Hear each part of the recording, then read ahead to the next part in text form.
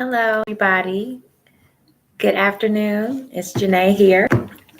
I'm glad to be here today. I am going to be reading. Water, because I see the potential. It's my brother in the background. I'm going to be reading The Media and Politics. I'd rather be in the background. You guys like the media? How y'all feel about the media? Are you guys excited about politics? Okay. So I'm going to be reading. This is my college textbook. I know usually I come on live and I read from the Bible or I read other biblical books. But I'm going to be reading from my American Government and Politics Today book. And so the section is the media and politics. So that's what I'm going to be reading. Hopefully y'all can learn a little something. I usually like to read no more than like 3 chapters. I may go longer. Yesterday I actually ended up reading 5. Well, I read 6 actually. I read more than I was supposed to. All right. So I'm just going to get into this. I guess I can start with the background. The background is what if press freedoms apply to all of us. So the background, the Society for Professional Journalists, SPJ, recently adopted a resolution to reject attempts to define a journalist in any way other than someone who commits acts of journalism, who is a journalist of what is an act of journalism, has access to digital media and the ability to instantly distribute images, video, and text around the world, changed how we understand journalism. As these definitions change, will the First Amendment and the court's interpretation of press freedom be able to keep up? All right, so right there, like I have no idea what I just read.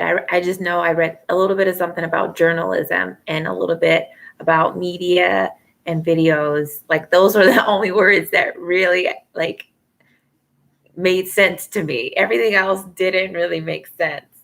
I'm going to keep going. The next one is, who is a journalist and what is at stake? All right, that makes journalism and newsrooms have traditionally been governed by a set of ethical standards and behaviors.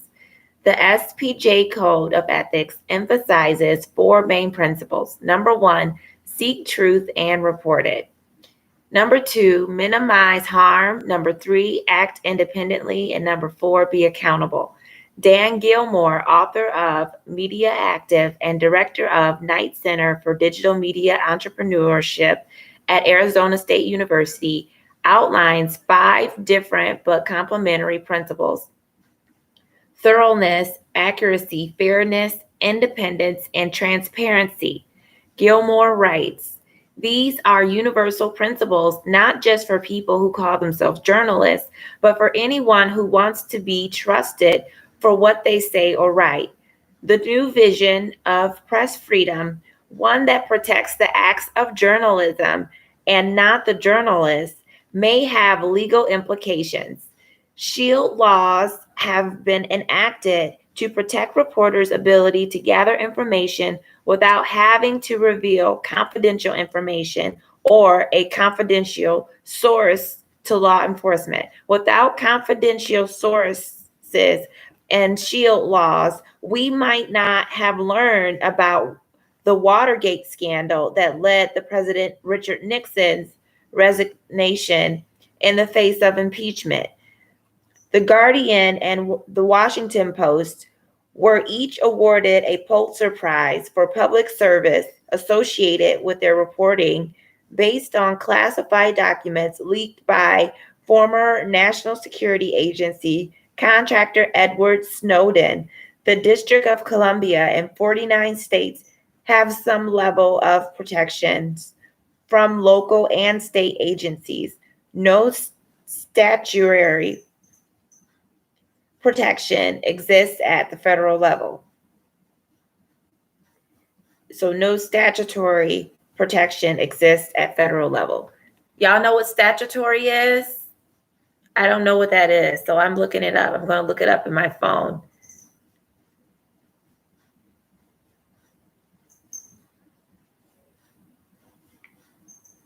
I see statutory rape. So statutory, I like to use I think it's Platonics, where you could like play back the words so you can hear how it sounds. So I'm going to hit that button. Statutory. Statutory. You hear that? Statutory. Statutory. So that's how I end up like pronouncing these words, like if I don't know it. So statutory is required, permitted, or enacted by statute, carrying a penalty prescribed by statute. So an example, the courts did award statutory damages to each of the plaintiffs.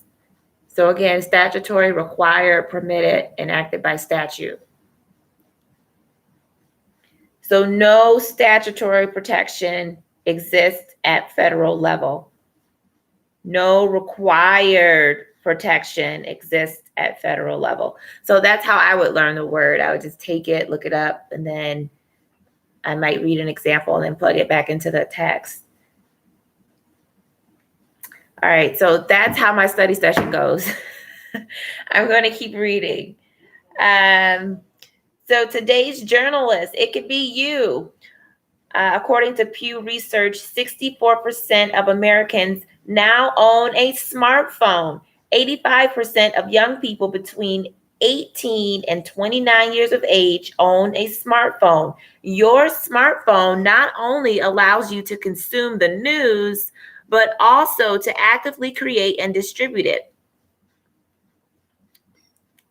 Karina Vargas, 19 years old, stepped off her train in Oakland, California, and saw police arresting a group of young men. She thought the police were using excessive force, so she pulled out her cell phone and started recording. Her footage captured a police officer shooting Oscar Grant in the back while Grant was handcuffed.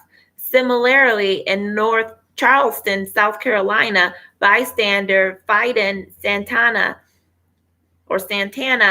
watched and recorded police officer Michael Slager shoot Walter Scott in the back as he ran away. Officer Slager's initial account of the incident said that he and Scott struggled over a taser. Slager felt threatened and he fired his gun. Only when the video surfaced was he arrested. The images captured by Vargas and Santana became critical to finding the truth in each incident and contributed to a national dialogue about police violence. Citizen journalism can take another form as well. Bloggers report regularly on these things happening in local communities. Wikinews, similar to online encyclopedia, Wikipedia allows individuals to contribute to news content. This is especially powerful when an event is still unfolding and eyewitnesses can provide access to information instantly via Twitter and Facebook go live. So that's kind of interesting, right? I kind of felt like some arousal getting that information. Like these are real stories that's happening in our world. Like, oh my goodness, police just kind of abusing the power. Not a good thing. Moving on. So what do you think so far? I mean, are you guys enjoying? This is how my study session goes. I stumble over words. Still, if it's something I don't know, I will look it up. And thank God for smartphones. I think, honestly, if it wasn't for smartphones, I would be even more behind is what I believe, because an internet, like just access to those things, like being able to look up those words that I don't know rather than looking up in a dictionary. It's just much quicker. All right. And then it's like at your fingertips, right? So I like that. I'm going to read a little bit more about media and social media. It says, we live in a world saturated by media. 24 hours a day, 7 days a week, you can access news about American politics, entertainment, sports, world events, science, and weather. From the car radio or internet radio, first thing in the morning, to the opening monologue of the late night television talk show media surrounds us. While you watch television, you may be receiving text messages from your friends, reading tweets, or messaging on Instagram. This chapter explores the symbiotic relationship between media and politics in the United States. Media influences politics and government, but politics also influences media. The term media is defined as the means of communication, such as radio, cable television, internet, and news outlets that reach or influence people widely. Mainstream media are generally public, available to anyone who wishes to see or read coverage. They can reach millions of individuals around the globe in a matter of seconds. Social media such as Facebook, Twitter, and Instagram are also public, but individuals contributing to the sites control access to and distribution of their information. Social media's primary purpose is to connect individuals who want to share information, often of a more personal nature. As we will see in this chapter, politicians, journalists, interest groups, political parties, members of Congress, and even the president have adopted social media as a way to communicate directly with citizens. Social media featured predominantly in the 2016 presidential primary and general election campaigns as a way for candidates to respond to one another, communicate with supporters, and mobilize voters. The media have been changed and stayed the same throughout the nation's history. Newspapers will still report the major news of the day. Now social media allows individuals to report and interact with events in real time. So just as I was saying, the news is right at your fingertips. You can get it. So this is really awesome. It's really awesome to have internet and the connections like we do. It's amazing. All right, moving on. A brief history of the media's role in the United States politics. So if you want to know a little bit about the history, goes on with history. All right. So it goes on with history quite a bit. There's a couple of pages. And then you get to the role of media in our society. So that's more current and relevant to us today. But I think I'm going to stop here. I have a lot of reading to do. Again, this is a lot of reading to do. All right. And then it gets to media, impact political campaigns, internet, media, government controls content, the public's right to access media, bias in media, and then that's the end. So stops at 83, 57, 58, 59, 60.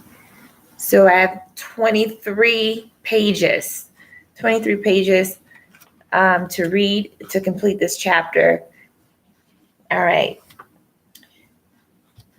So I'll read a little bit about the brief history, and then I'll cut the video, and then I'll continue my studies from there, because it's gonna be at least an hour or two.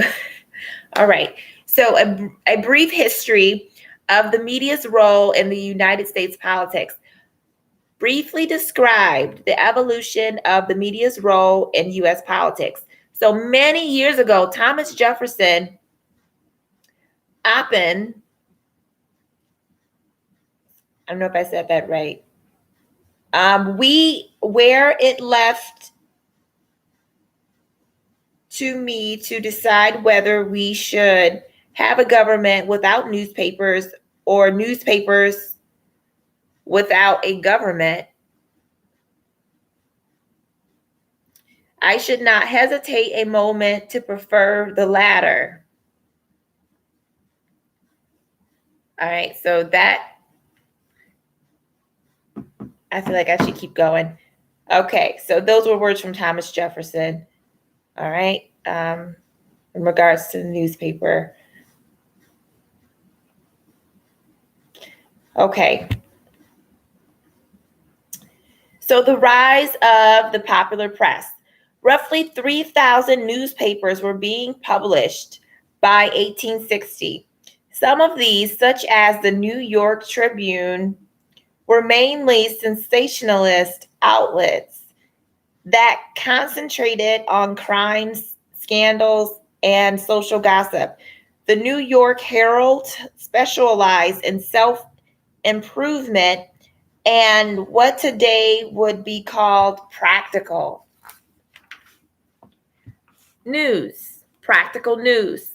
Although sensational and biased reporting often reinforced political partisanship, this was particularly true during the Civil War. Many historians believe that the government of the print media also played an important role in unifying the country.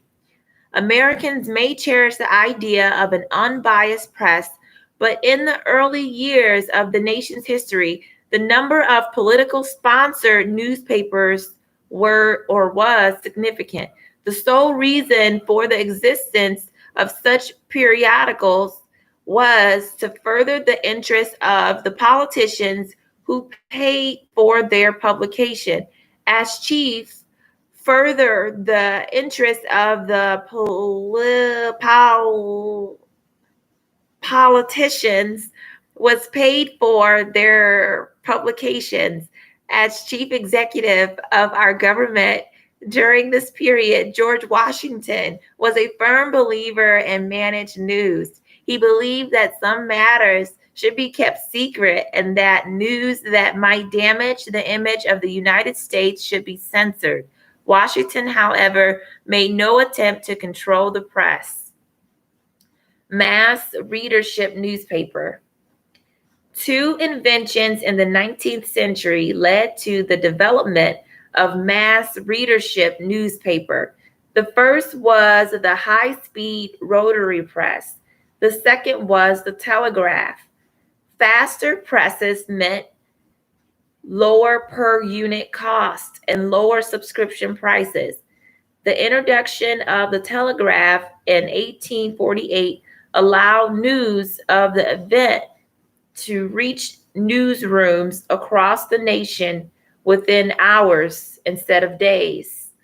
Along with these technological changes came growing population and increasing urbanizations.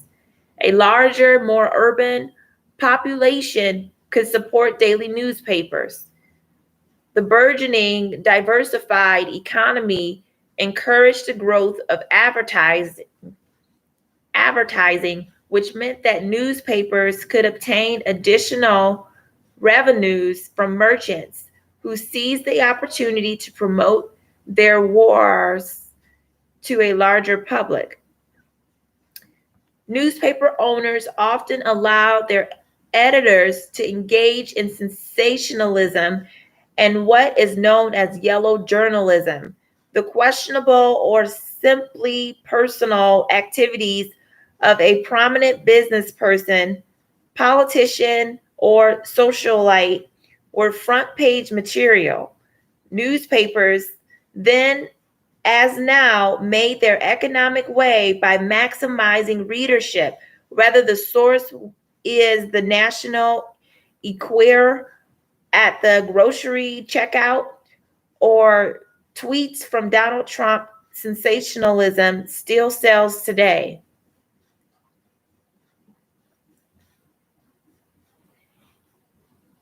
News delivered over the airwaves.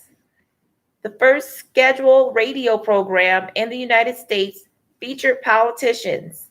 On the night of November 2nd, 1920, KDKA Pittsburgh transmitted the returns of the presidential election race between Warren G. Harding and James M. Cox. The listeners were a few thousand people turning in on primitive homemade sets. By 1924, there were nearly 1,400 radio stations, but it was not until 8 p.m. on November 15th, 1926, that the electronic media came into its own in the United States. On that night, the National Broadcasting Company, NBC, made its debut with a 4-hour program broadcast by 25 stations in 21 cities. Network broadcasting was born. Even with an advent of national radio in the 1920s and television in the late 1940s, many politicians were slow to understand the significance of the electronic media. The 1952 presidential campaign was the first to feature a role for television. Television coverage of the Republican convention helped Dwight Eisenhower win over delegates and secure the nomination. Without the first televised presidential debate, 1960, it is unlikely that John F. Kennedy would have been president. As the story goes, those who listened to the debate on the radio thought Nixon had won, but those watching on television thought Kennedy was the clear winner. Since 88% of Americans' household had televisions by 1960, Kennedy's campaign benefited. Before the television debates, most Americans didn't even see the candidates. They read about them. They saw photos of them, says political scientist Larry Sabato. This allowed the public to judge candidates on a completely different basis. Although television still plays a dominant role in the campaign strategy of every national politician, all forms of media, including social media, must be leveraged to run a successful campaign. So that just says how important our media is. Television for campaigning, our phones, our smartphones, very good for campaigning. These are different resources that's used by the government for campaigning and such. So this is the reading that I'm doing about media. We learned a little bit about it, its use. We learned a little bit about how it's function, its purpose, how it's used. And that's television, that's radio, smartphones. So these are technical devices. That's basically kind of what I'm getting here. But thank y'all for watching. There's more. I can keep going. I got to keep going anyway. So the revolution in electronic media. So they're going to be talking about that revolution in electronic media. So network television news competes now with newspapers, cable TV, and internet news providers. So in 1963, when President John F. Kennedy was assassinated in Dallas, Texas, the event was captured on 1 or 2 amateur videos by bystanders. News of the assassination reached Washington, D.C. by landline telephone. Millions of Americans rushed to the television to watch Walter Cronkite report the story as it unfolded on network television. Today, such an event will be captured by hundreds of cell phone cameras with details immediately uploaded to the internet and disseminated within seconds as breaking news. With the introduction of Facebook Go Live features, even can be live streamed. Everyone from opposing groups in Syria fighting the government to students protesting a racial hostility campus climate understands the power of the internet to get their story out to millions. In a democracy, a person's ability to gain access to the news quickly is an advantage. Direct appeals can persuade the public to be more politically attentive and, in some cases, more fully participate in affairs. Researchers have also found that the participatory skills, norms, and networks that develop when social media are used to socialize with friends or to engage with those who share one's interests can and are being transferred to the political realm. During the contentious primaries in 2016, Americans use a variety of news sources to access political information on a weekly basis. Pew researchers found that some sources of their information often vary by age, education level, and political party. Social media was named as the most helpful information source for people between the ages of 18 and 29, whereas cable TV news identified as most helpful by all other age groups. Cable television popularity is highest among those who are 65 and older and among those who identify as Republicans. Those with a college degree are more likely to name radio, national print newspapers, and news websites or apps as their most helpful news source. And although people may express a preference for one type of media over another, a majority of Americans get news and information from 5 or more sources. Likely voters draw their news from more types of media and are more likely to share what they've learned with others in their social networks. So that's interesting. All right. Well, thank you guys again for listening. I hope y'all learned something about social media, even about the age groups. I think that's pretty fascinating to know that, the elderly 65 and up are more likely to watch the news on television. So that's very interesting. Even ages in your 20s up to 29, 18 to 29, you're getting most of your information from your internet, from your phone, your newspaper, your reading sources. So that's pretty interesting. All right, well, take care. Check me out on my next video. Probably going to do some more reading, picking it up here in the media and politics today. All right, take care. Be blessed. Bye.